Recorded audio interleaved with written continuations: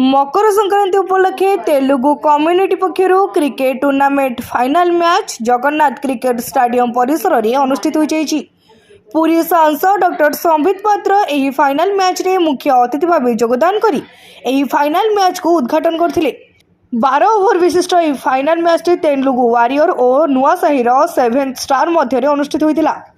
Telugu warrior प्रथमे toss जीति bowling निष्पत्ति नेइथिले। नुआसाही 7 स्टार प्रथमे बैटिंग करी 12 ओवर 147 रन करथिले। एही रन को पीछा करी तेलुगु वारियर 103 रन रे ऑल आउट हो जाइतिले। नागेश राव दमदार बैटिंग प्रदर्शन करी 10टी बॉल रु 38 रन करी मैन ऑफ द मैच होइतबा बेली शिवप्रसाद दास 3टी मैच रे बॉलिंग और बैटिंग रे भल प्रदर्शन करी मैन ऑफ द सीरीज होइतिले।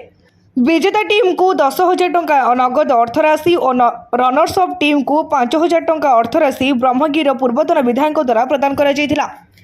एही टूर्नामेंट रो पूर्वतन विधायक जयंत कुमार षडंग समेत तेलुगु कम्युनिटी समस्त मेंबर सहयोग करथिले।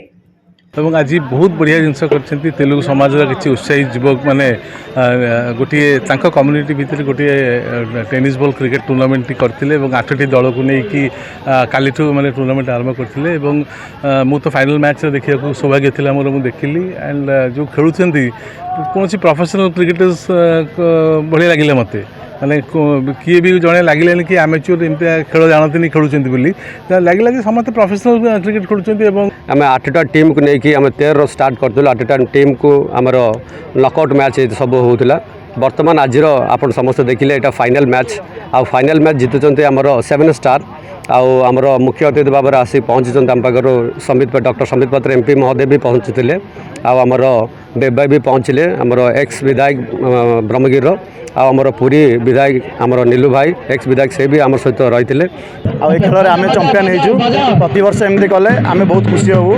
आखपाख टीम भी बहुत आसवे छोट छोट पिला भी उन्नति करेंगे भल खेल हम आम ये हाँपाई आम टे सांसद को एमएलए को आम समस्त को कहूँ ये उन्नति है आम पे भल खेल पारे